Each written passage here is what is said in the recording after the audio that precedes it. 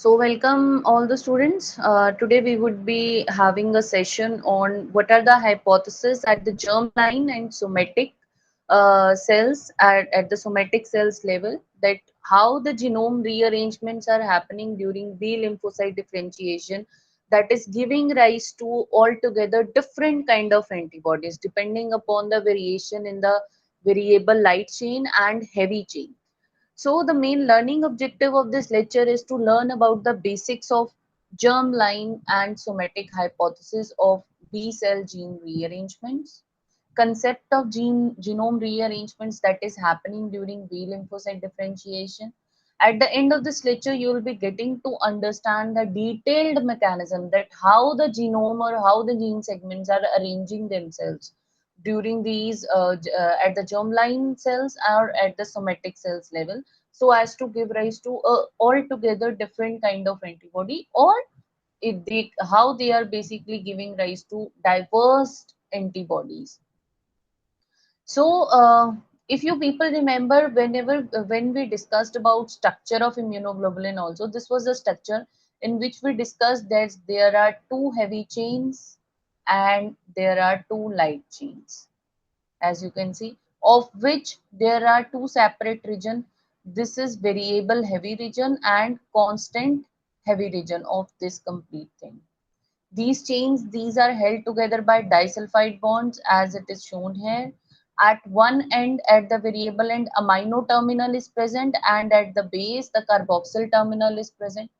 So at that time, depending upon the variation in these chains, as you people must be remembering, we discussed about different types of heavy chain like gamma chain, kappa chain. In case of light chain, there were two different type of chain, lambda and kappa chain. So depending upon that, how these chains are basically rearranging themselves at the genome level, that is very important. Because of that, there are different kind of antibodies, IgG, IgA, IgD, IgE, IgM. Because in all type, in these different type of immunoglobulin, the chains are different. Heavy chain is different, light chain is different.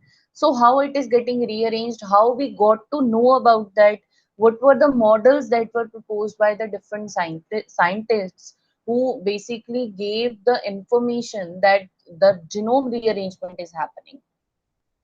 So, what are the genetic models that are compatible with the immunoglobulin structure? First of all, because different kind of antibodies that we study about, they express vast diversity. Due to the vast diversity, their specificity is also different. Because the main thing is, in the immunoglobulin, there are two type of chains, heavy and light chains. That too is having two different type of regions, variable region and constant region. Variable region carrying the amino terminal and constant region carrying the carboxyl terminal. However, there are many isotype of these antibodies also with the same antigen specificity. That is why the association of a given variable chain with different constant heavy chain is happening. So how these basically models were proposed? So depending upon that, two different set of theories were basically emerged to explain the diversity of antibody structure. And these two models were proposed at the germline and somatic cells. That means germline and somatic variation models, they were named as such. In the case of germline model, the genome was contributed by the germ cells, that means eggs and sperm, that contains a large repertoire of IgG, immunoglobulin genes. However, in case of somatic variation, the genome basically comprised of small number of immunoglobulin genes, from which a large number of antibody specificities were generated by the somatic cells, either by the mutation or by the different recombinations. So depending upon these two models, how the stability was maintained between the constant region and with some kind of diversifying mechanism, how it is acting upon. So there was two gene model that was proposed by Dreyer and Bennett in the year 1965. These two scientists were working in this area and they basically proposed these things, that there are two separate genes. That means there are two different genes that are encoding for a single immunoglobulin heavy chain. That means these two separate genes, if they are coding for a single immunoglobulin heavy chain, one gene will encode for variable region and another gene will code for constant region. That is why the heavy chain, it is basically comprising of two different things. That means these two genes at the genome level, they are coming together at the molecular level, then they form a continuous message so that they can be first of all transcribed together, then they can be translated together. That is why the heavy chain we get in the antibody, that is comprising of two parts. One is variable and another is constant. But these are encoded by two different genes. First of all, this theory was given by Dreyer and Bennett. After that, there was one more scientist in 1976, Tony Gava and Hojomi. They basically found that yes, there are separate genes, and they found those and they isolated those separate genes that are encoding the different variable and constant region of immunoglobulins, and the genes and how these genes are basically rearranging, because the rearrangement mechanism was not known, how they are rearranging, why there is so much of diversity, why one kind of antibody is showing altogether different heavy chain, however the same different kind of another type of antibody is having different kind of heavy chain or light chain.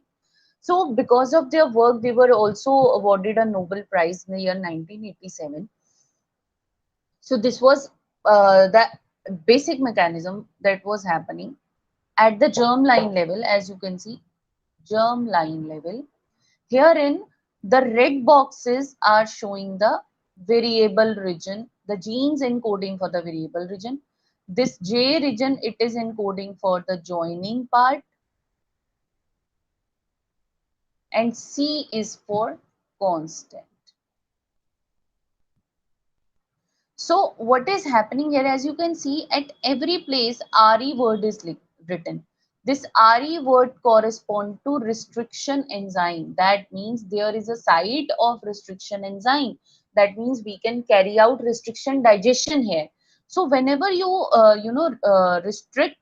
you perform a restriction digestion experiment with a germline, in that case you would be getting short segments. As you can see, at one side here it would be cut, here it would be cut, here it would be cut, so there would be many short segments and you would be getting a band over here. On to other hand, if you delete, because what happens is in the eukaryotic region there are exons are basically spanned by short non-coding regions, that is known as introns. While during doing rearrangement, what is happening, this segment is deleted. Actually, as you can see here, it is marked because of the deletion of this segment, because of the deletion of this intron, these two genes, this one and this J region, these are basically rearranging and they are joining together, as you can see in this picture here, it is joined together here. So because of the rearrangement, when you will digest it and after doing southern blot, you would be getting a heavy or a large molecule size because of the joining together of or rearrangement of these gene segments. Because of that, the concept was given that some gene rearrangement is happening. Now, how these multi-gene, these different kind of genes, they are basically organized that are coding for immunoglobulin genes. Because as I told you, the germline DNA, it contains several coding sequences. These coding sequences are known as gene segments.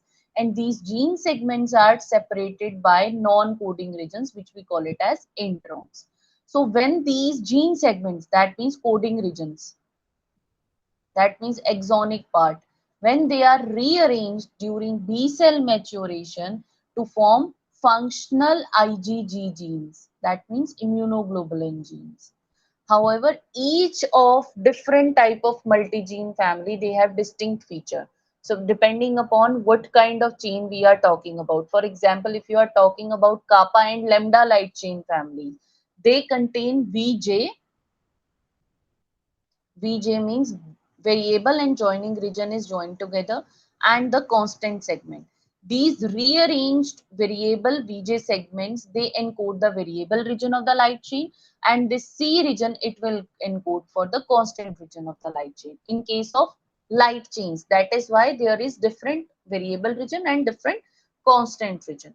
However, in case of heavy chain, you must be remembering I discussed this that thing in the topic of molecular structure of immunoglobulin, in which I explained that there are 5 types of heavy chain.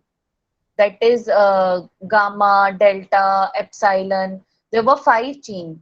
Why there were 5 chains? Because of the diversity. So in case of heavy chain, instead of variable and J region joining, there is an additional region that is known as D region that contributes to the diversity.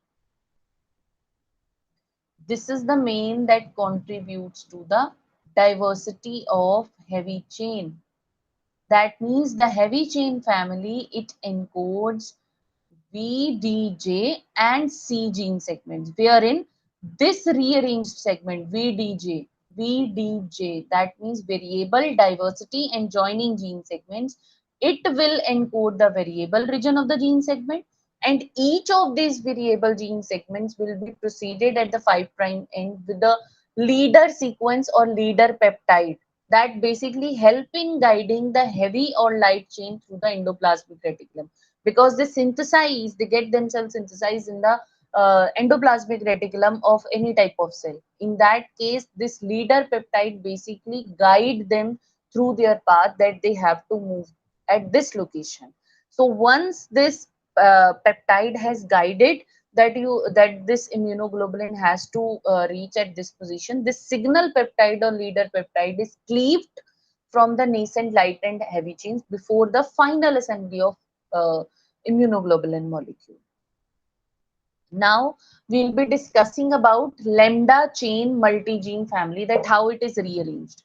That is, functional lambda variable gene contains 2 coding segments at the 5' coding segments. One is 5' V segment and second is 3' J segments. And both of these segments are separated by a non-coding DNA sequence in an unarranged germline DNA. That means at the germline there is a non-coding sequence present between these 2 segments. J is basically required for joining. We have discussed this thing many times. In case of mouse, lambda multigene family, it contains 3 variable lambda regions, 4 joining regions, and 4 constant regions, as you can see here. 3 variable lambda, 4 J lambda, and 4 constant lambda gene segments. Wherein J lambda 4, that means the 4th gene segment coding for joining region is a pseudogene, or you can say it is a defective gene. That means it is not capable of coding any proteins. That is why it is being denoted by phi also, this sign. However, this lambda chain, it have further 3 subtypes, lambda 1, 2, and 3. In humans, this was in case of mouse, but in case of humans, there are 31 functional variable lambda region, 4 joining region, and 7 constant genes segments. And however, they also contain some pseudo genes that do not code for any proteins. In case of kappa chain, it is not this K chain, it is kappa chain multigene family. In mouse, this kappa chain multigene family, it contains 85 variable region, 5 joining region, and 1 constant region. And in case of variable and constant, they will encode for the variable region of the kappa light chain, and the J segment will encode for the joining region.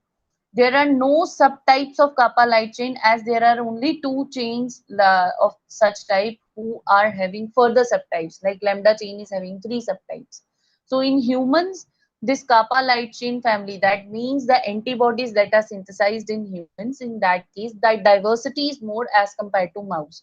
As in the case In the case of lambda chain, there were 71 functional variable region. In case of kappa chain, there are 40 variable regions, 5 J regions, and 1 constant region. As you can see, this is the lambda chain and kappa chain DNA.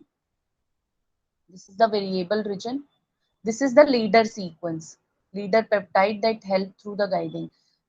At a variable region at the 5' end, proceeding to the variable region, this leader peptide will be present. This is the joining region. This is the constant region. As you can see, here in a phi signal is shown. This is a pseudo gene. That means it is a defective gene.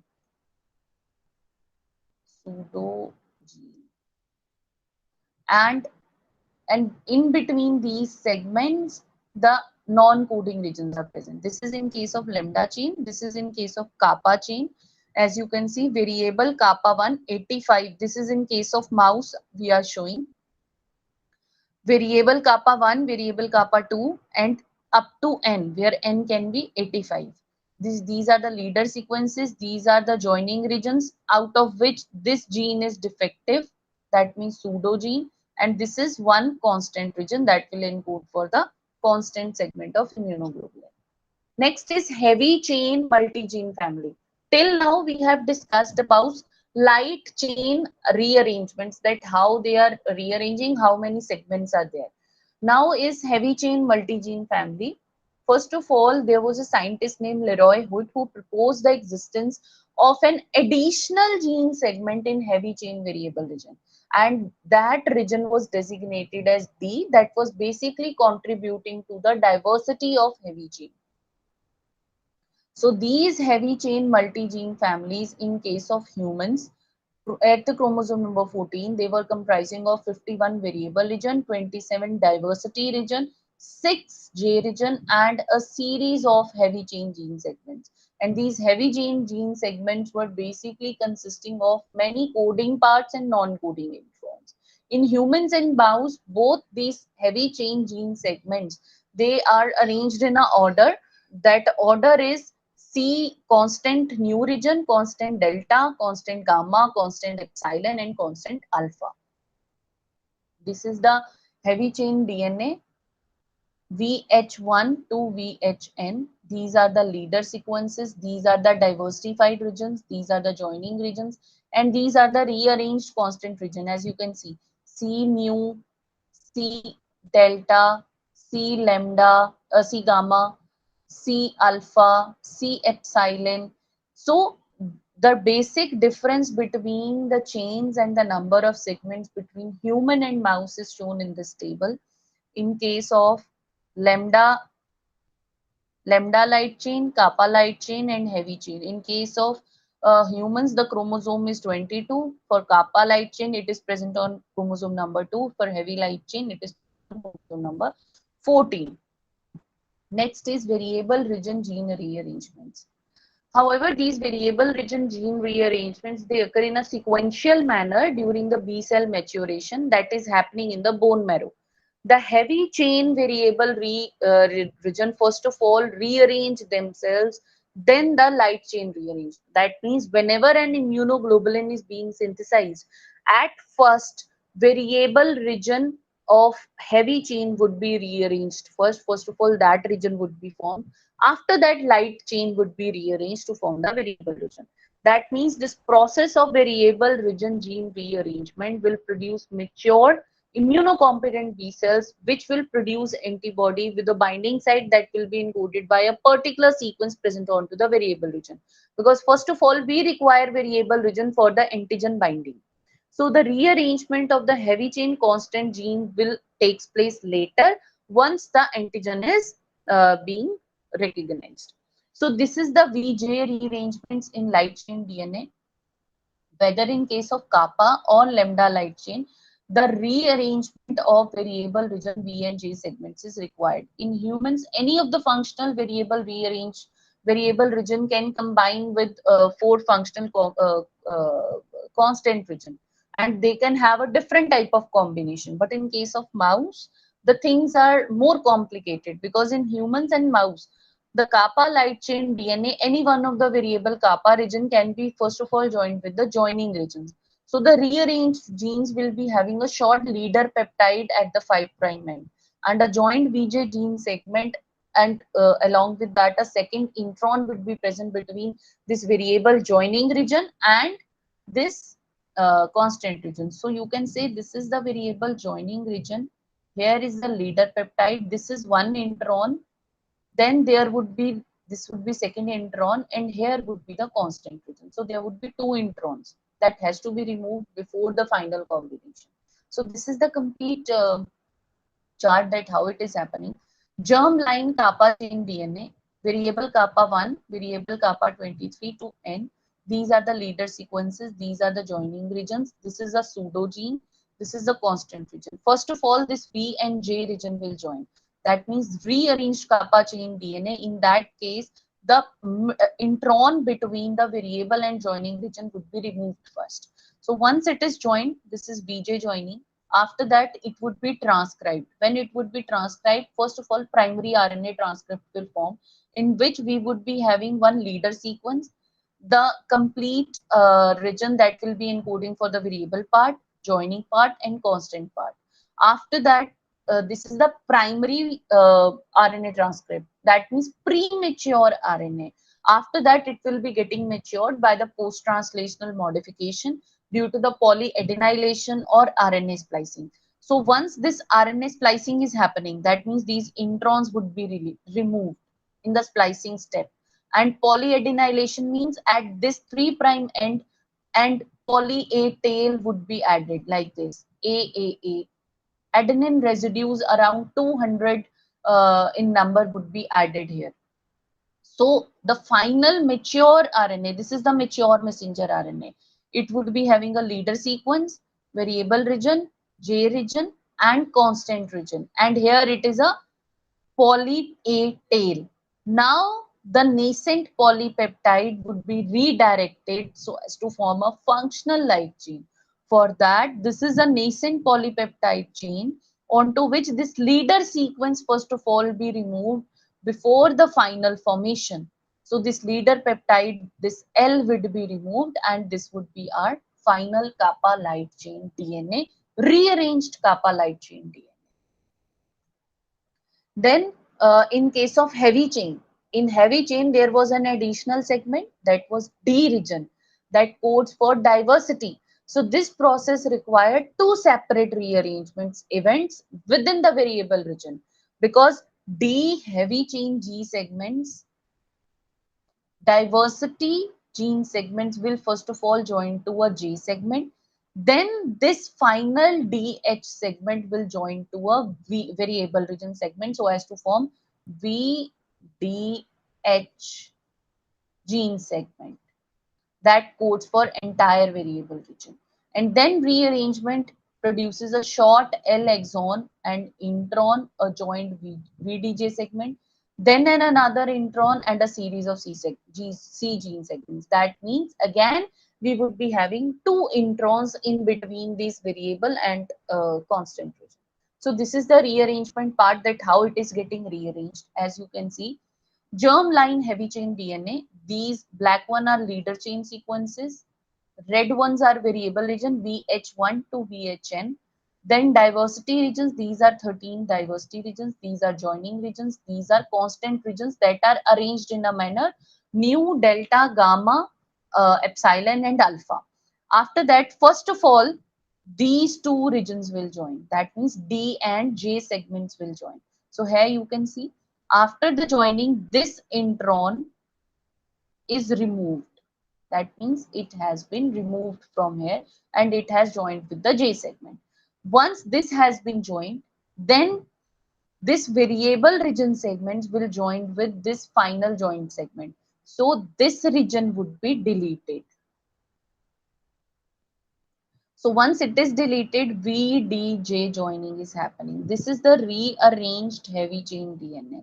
Now, when the transcription would be happening, then this would be the primary RNA transcript leader sequence, variable region, diversity region, joining region. Again, there would be two introns present in between the constant region, because the constant regions are not arranged right now. At this point, there would be two paths.